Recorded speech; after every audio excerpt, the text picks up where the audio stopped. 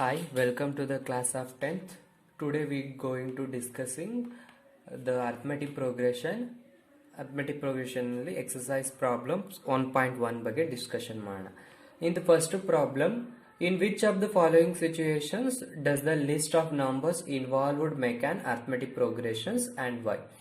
In this case situations ಕೊಟ್ಟಿದ್ದಾರೆ. ಈ 4 situations ಅಲ್ಲಿ ಯಾವುದು arithmetic progressions ನ ಫಾಲೋ ಮಾಡುತ್ತೆ ಅಂತಕ್ಕಂಥದ್ದನ್ನ ಚೆಕ್ ಮಾಡೋಣ. In the first case ಅಲ್ಲಿ ಏನಿದೆ ಅಂತ ಅಂದ್ರೆ the taxi fare after each kilometer when the fare is rupees 15 for the first kilometer and rupees 8 for additional kilometer ಅಂತ ಹೇಳ್ತಾ ಇದ್ದಾರೆ. ಮೀನ್ಸ್ ಟ್ಯಾಕ್ಸಿ ಬಾಡಿಗೆ ಏನಿದೆ ಅಂತ ಅಂದ್ರೆ ಫಸ್ಟ್ ಒಂದು ಕಿಲೋಮೀಟರ್ಗೆ ₹15 ಇದೆಯಂತೆ. ನೆಕ್ಸ್ಟ್ ಅದಕ್ಕಿಂತ ಮುಂದೆ ಹೋಗ್ಬೇಕು ಅಂತಂದ್ರೆ for the second kilometre ₹8 is added. ₹8 ಏನಾಗುತ್ತೆ ಆಡ್ ಆಗುತ್ತೆ ಫಾರ್ ದ ಫಸ್ಟ್ ಕಿಲೋಮೀಟರ್ ಅಲ್ಲಿ ಎಷ್ಟು ರೂಪಾಯಿ ಇತ್ತು ಅದಕ್ಕೆ ₹8 ಆಡ್ ಆಗುತ್ತೆ ಇದಕ್ಕೆ ಸೆಕೆಂಡ್ ಕಿಲೋಮೀಟರ್ಗೆ. ಅದೇ ಥರ್ಡ್ ಕಿಲೋಮೀಟರ್ಗೆ ಅಂದ್ರೆ ₹15 ಜೊತೆಗೆ 8 + 8 ₹16 ಆಡ್ ಆಗುತ್ತೆ. ಒಂದೊಂದು ಕಿಲೋಮೀಟರ್ಗೆ ಅಡಿಷನಲ್ ಕಿಲೋಮೀಟರ್ಸ್ಗೆ ₹8 ಆಡ್ ಆಗುತ್ತೆ ಅಂತ ಹೇಳ್ತಾ ಇದ್ದಾರೆ. ಸೊ ಆಗಿದ್ರೆ ಏನ್ ಬರುತ್ತೆ ಅಂತ ಅಂದ್ರೆ A1 ಈಸ್ ಈಕ್ವಲ್ ಟು 15 ಅಂತ ಹೇಳ್ತೀವಿ.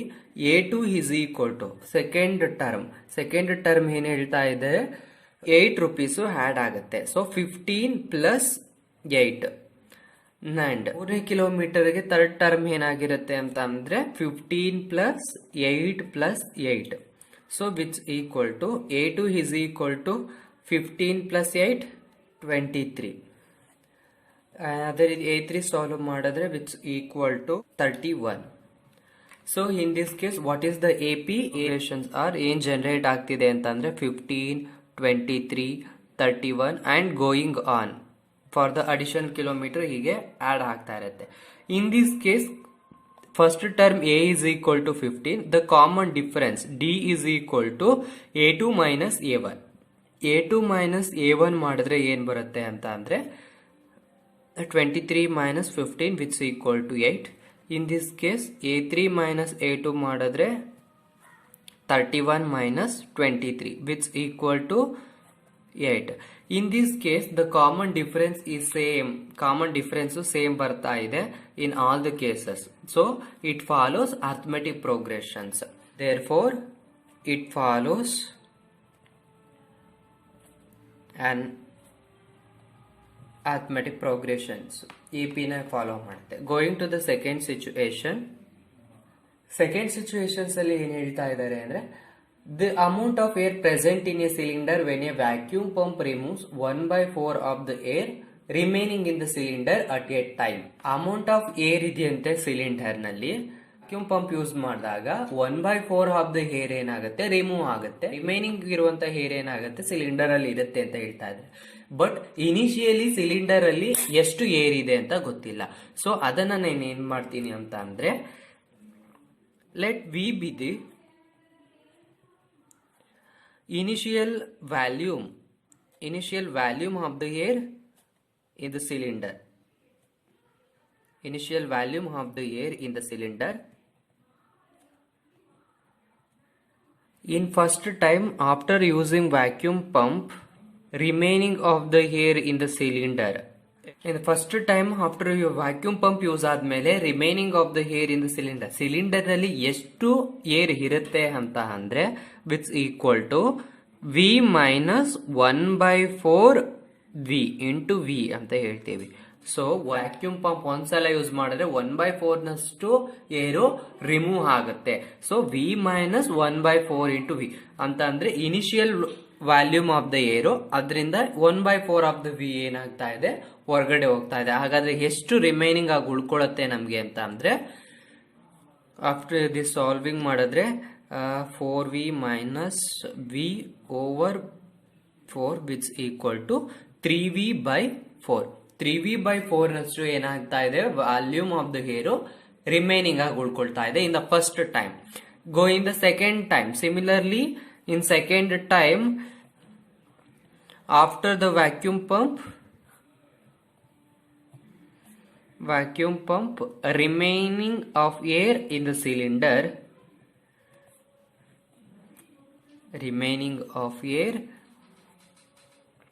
in the ಸಿಲಿಂಡರ್ ಅಲ್ಲಿ ಇನ್ನು ಎಷ್ಟು ಉಳ್ಕೊಳ್ಳುತ್ತೆ ಅಂತಂದ್ರೆ ವಿಚ್ ಈಕ್ವಲ್ ಟು ಇವಾಗ ಉಳ್ಕೊಂಡಿರೋ ಒಂದು 3v/4. ಈ 3v/4 ಅಲ್ಲಿ ಏನಾಗ್ತಾ ಇದೆ, ಮತ್ತೆ 1/4 ನಷ್ಟು ಏನಾಗ್ತಾ ಇದೆ, ಲಾಸ್ ಆಗ್ತಾ ಇದೆ. ಮತ್ತೆ ವ್ಯಾಕ್ಯೂಮ್ ಪಂಪ್ ಯೂಸ್ ಮಾಡಿದಾಗ 1/4 ನಷ್ಟು ವಾಲ್ಯೂಮ್ ಆಫ್ ದಿ ಏರ್ ಹೊರಗೆ ಹೋಗುತ್ತೆ. ಸೊ 1/4 ಇಂಟು ಇನಿಷಿಯಲ್ ಏನಿರುತ್ತೆ ಅದು 3v/4 which equal to 3v/4 minus 3v/16. Take down the LCM. 16 into 12v minus 3v. 9v/16. 9v/16 ಅಷ್ಟು ಏನಾಗ್ತಾ ಇದೆ ನಮಗೆ ರಿಮೈನಿಂಗ್ ಉಳ್ಕೊಳ್ಳುತ್ತೆ ಇನ್ ದ ಸೆಕೆಂಡ್ ಟೈಮ್. ಅದೇ ರೀತಿ ಏನಾಗುತ್ತೆ, ಕಂಟಿನ್ಯೂ ಆಗ್ತಾ ಇರುತ್ತೆ. ಇದು ಥರ್ಡ್ ಟೈಮ್ ಯೂಸ್ ಮಾಡಿದಾಗ ಏನಾಗುತ್ತೆ, ಸೊ ಎ ಪಿ ಏನ್ ಜನರೇಟ್ ಆಗಿದೆ ಅಂತ ತಿಳ್ಕೊಳ್ಳೋಣ. A P R V be the initial volume of the air. In the first time vacuum pump use ಮಾಡಿದಾಗ ಬರುವಂತದ್ದು 3v/4 ಉಳ್ಕೊಳ್ಳುತ್ತೆ. ಇನ್ನು in the second time remaining of the air ಎಷ್ಟಿರುತ್ತೆ cylinder ನಲ್ಲಿ ಅಂದ್ರೆ 9v/16. ಹೀಗೆ ಏನಾಗ್ತಾ ಇರುತ್ತೆ, ಕಂಟಿನ್ಯೂ ಆಗ್ತಾ ಇರುತ್ತೆ. So the first term A1 is equal to V. So common difference ಬೇಕು. Common difference D is equal to A2 minus A1. So in this case A2 is 3v/4 minus A1 is V, which equal to 3v minus 4v/4 which equal to minus v/4. ಅದೇ ರೀತಿ next similarly A3 minus A2 ಮಾಡೋಣ. A3 minus A2 which equal to 9v/16 minus 3v/4 which equal to 16 into 9v minus 12v which equal to minus 3v/. So in this case the common difference is not same in all the cases. Common difference change ಆಗ್ತಾ ಇದೆ. First common A2 minus A1 ಮಾಡಿದ್ರೆ minus v/4 ಬರ್ತಾ ಇದೆ. A3 minus A2 ಮಾಡಿದಾಗ minus 3v/16 ಬರ್ತಾ ಇದೆ. So ಏನ್ ಹೇಳ್ಬೋದು ಅಂತಂದ್ರೆ A2 minus A1 is not equal to A3 minus A2. Common difference same ಬರ್ತಾ ಇಲ್ದಿರೋ ಕಾರಣಕ್ಕಾಗಿ it is not on AP ಅಂತ ಹೇಳ್ಬೋದು. It does not follow an arithmetic progression. Next, going to the third situations. The cost of digging a well after every meter of digging when it costs rupees 150 for the first meter and rises by rupees 50 for each subsequent meter ಅಂತ ಹೇಳ್ತಾ ಇದ್ದಾರೆ. It is similar to the first problem. First problem ಅಲ್ಲಿ ಏನಿರುತ್ತೋ ಅದೇ ರೀತಿ similar ಆಗಿದೆ. Cost of digging A well ಅಂತಂದ್ರೆ ಬಾವಿ ಅಗಿಯೋದು. ಡಿಗ್ಗಿಂಗ್ ಎ ವೆಲ್ ಮೀನ್ಸ್ ಬಾವಿಯನ್ನ ಅಗಿಯುವಂತದ್ದು ಅಂತ ಹೇಳ್ತೀವಿ. ಆ ಬಾವಿ ಅಗಿಯೋದಿಕ್ಕೆ 1 ಮೀಟರ್ ಬಾವಿ ಅಗಿಯೋದಿಕ್ಕೆ rupees 150 ಇದೆಯಂತೆ. ಫಾರ್ ಅಡಿಷನಲ್ ಮೀಟರ್ಗೆ ₹50 ಏನಾಗುತ್ತೆ ಆಡ್ ಆಗ್ತಾ ಇದೆ. ಸೊ ಏನ್ ಹೇಳ್ಬೋದು ಅಂತಂದ್ರೆ ದ ಫಸ್ಟ್ ಟರ್ಮ್ ಏನ್ ಬರುತ್ತೆ, A1 is equal to 150. ಇದು 1 ಮೀಟರ್ನ ಅಗಿಯೋದಿಕ್ಕೆ ₹150 ಅಂತೆ. ಅದೇ ರೀತಿ ಅಡಿಷನಲ್ ಕಿಲೋಮೀಟರ್ ಆಗಿಬೇಕು ಅಂದ್ರೆ ₹40 ಏನಾಗ್ತಾ ಇದೆ ಆಡ್ ಆಗ್ತಾ ಇದೆ. ಅದೇ ರೀತಿ ಸಿಮಿಲರ್ಲಿ 3 ಮೀಟರ್ಸ್ ಮಾಡಬೇಕು ಅಂತಂದ್ರೆ 150 ಪ್ಲಸ್ 50 ಪ್ಲಸ್ 50 ₹50 ಏನಾಗ್ತಾ ಇರುತ್ತೆ ಆಡ್ ಆಗ್ತಾ ಇರುತ್ತೆ. So A2 is equal to 200, A3 is equal to 150 plus 50 250. So the AP or the arithmetic progressions ಏನ್ ಜನರೇಟ್ ಆಗ್ತಿದೆ ಅಂತಂದ್ರೆ 150 200 250 ಲೈಕ್ ದಿಸ್ ಈ ರೀತಿ ಜನರೇಟ್ಸ್ ಆಗ್ತಾ ಇರುತ್ತೆ. So A1 is equal to 150. Common difference ಏನ್ ಹೇಳುತ್ತೆ ಅಂತ ಅಂದ್ರೆ A2 minus A1. A2 means 200, A1 is 150. So 200 minus 150 which is equal to 50. A3 minus A2. A3 minus A2 ಅಲ್ಲಿ 250 minus 200 which is equal to 50. In this case ಏನ್ ಹೇಳ್ಬೋದು ಅಂತಂದ್ರೆ common difference ಎಲ್ಲಾದ್ರಲ್ಲೂ same ಬರ್ತಾ ಇದೆ. a2 minus a1 is equal to a3 minus a2. The common difference is same in all the situations, therefore it follows an AP. Therefore ಏನ್ ಹೇಳ್ಬೋದು ಅಂತಂದ್ರೆ it follows an arithmetic progression. Arithmetic progressions ಅನ್ನ ಏನ್ ಮಾಡುತ್ತೆ, follow ಮಾಡುತ್ತೆ ಅಂತ ಹೇಳ್ಬೋದು. Coming to the situations of the fourth, the amount of money in the account every year when rupees 10,000 is deposited at compound interest at 8% per annum ಅಂತ ಹೇಳ್ತಾ ಇದ್ದಾರೆ. Account ಅಲ್ಲಿ ಪ್ರತಿ ವರ್ಷನೂ ಕೂಡ 1000 ರೂಪೀಸ್ ಏನಾಗ್ತಾ ಇರುತ್ತೆ, ಡೆಪಾಸಿಟ್ ಆಗ್ತಾ ಇರುತ್ತೆ. ಅದ್ರ ಜೊತೆಗೆ ಇಂಟ್ರೆಸ್ಟ್ ಏನ್ ಬರುತ್ತೆ ಅದಕ್ಕೆ ಅಂತ ಅಂದ್ರೆ 8% ನಷ್ಟು ಇಂಟ್ರೆಸ್ಟ್ ಬರುತ್ತೆ ಪರ್ ಆನಮ್. ಪ್ರತಿ ವರ್ಷಕ್ಕೂ ಏನಾಗ್ತಾ ಇರುತ್ತೆ, 8% ನಷ್ಟು ಬಡ್ಡಿ ಬರ್ತಾ ಇರತ್ತಂತೆ.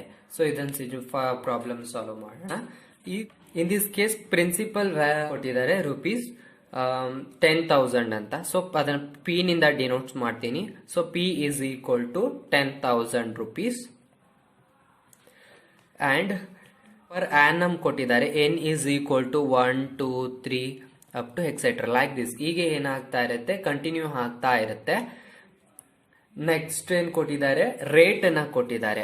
ಆರ್ ಇಸ್ ಈಕ್ವಲ್ ಟು 8% ಅಂತ ರೇಟ್ ಕೊಟ್ಟಿದ್ದಾರೆ. ನೆಕ್ಸ್ಟ್ ಇವಾಗ ನಾವೇನ್ ಫೈಂಡ್ ಔಟ್ ಮಾಡಬೇಕು, the amount of money in the account every year.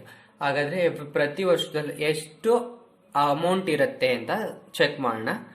ಈ ರೀತಿ ಪ್ರಾಬ್ಲಮ್ ಸಾಲ್ವ್ ಮಾಡೋದಕ್ಕೆ ಒಂದು ಫಾರ್ಮುಲಾ ಇದೆ. ಏನಪ್ಪಾ ಅಂತಂದ್ರೆ amount A is equal to P into 1 plus R by 100 whole power N ಅಂತ ಕೊಡ್ತೀನಿ. ಫಾರ್ ಫಸ್ಟ್ ಇಯರ್ ಅಲ್ಲಿ ಏನಾಗಿರುತ್ತೆ ಅಂತ ಅಂದ್ರೆ, the first time A is equal to P means 10,000 1 plus R ಅಂತ ಅಂದ್ರೆ 8 ಇದೆ, 8% ನಷ್ಟು ರೇಟ್ ಇದೆ, ಓವರ್ 100 ಪವರ್ ಎನ್ ವ್ಯಾಲ್ಯೂ 1 ಕೊಡ್ತೀನಿ. So which equal to 10,000 into 108 over 100 solve ಮಾಡಿದ್ರೆ so get cancelled which equal to 10,800.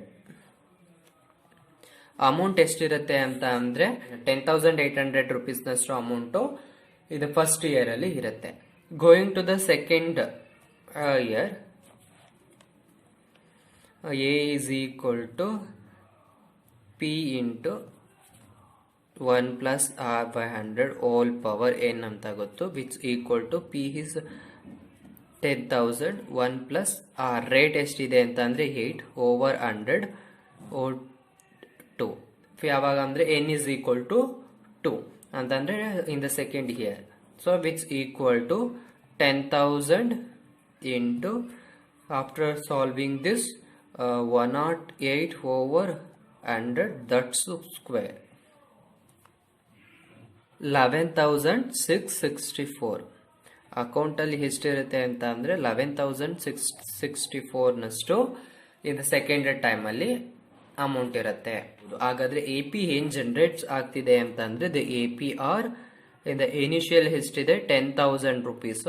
In the first year ಬಂದಾಗ 10,800. ಅದೇ ರೀತಿ ಇನ್ ದ ಸೆಕೆಂಡ್ ಇಯರ್ ಅಲ್ಲಿ 11,664. ಹೀಗೆ ಏನಾಗ್ತಾ ಇರುತ್ತೆ, ಕಂಟಿನ್ಯೂ ಆಗ್ತಾ ಇರುತ್ತೆ. So A1 A is equal to first term A is equal to 10,000. Next A2 minus A1 common difference ಅನ್ನ find out ಮಾಡೋಣ. A2 is 10,800 minus 10,000 which equal to 800. ಅದೇ ರೀತಿ A3 minus A2. A3 minus A2 is equal to 11,664 minus 10,800. So which equal to 864. In this case the common difference is not same in all the situations. So ಏನ್ ಹೇಳ್ಬೋದು, A2 minus A1 is not equal to A3 minus A2. Therefore it does not follow an AP. arithmetic progressions ಅನ್ನ follow ಮಾಡೋದಿಲ್ಲ ಅಂತ ಹೇಳ್ತೀವಿ. So ಹಾಗಿದ್ರೆ problems ಅಲ್ಲಿ ಯಾವ situations ಅಲ್ಲಿ AP ಫಾಲೋ ಆಗ್ತಾ ಇದೆ ಅಂದ್ರೆ ಇನ್ ದ ಫಸ್ಟ್ ಸಿಚುಯೇಷನ್ಸ್ ಮತ್ತೆ ಥರ್ಡ್ ಸಿಚುಯೇಷನ್ಸ್ ಮಾತ್ರ ಫಾಲೋ ಆಗ್ತಾ ಇದೆ. ಸೆಕೆಂಡ್ ಮತ್ತೆ ಫೋರ್ತ್ ಅರ್ಥಮೆಟಿಕ್ ಪ್ರೋಗ್ರೆಷನ್ಸ್ ಅನ್ನ ಫಾಲೋ ಮಾಡ್ತಾ ಇಲ್ಲ ಅಂತ ಹೇಳ್ಬೋದು. If you have any doubt regarding this concept, please ask me in the comment section. Thank you for watching.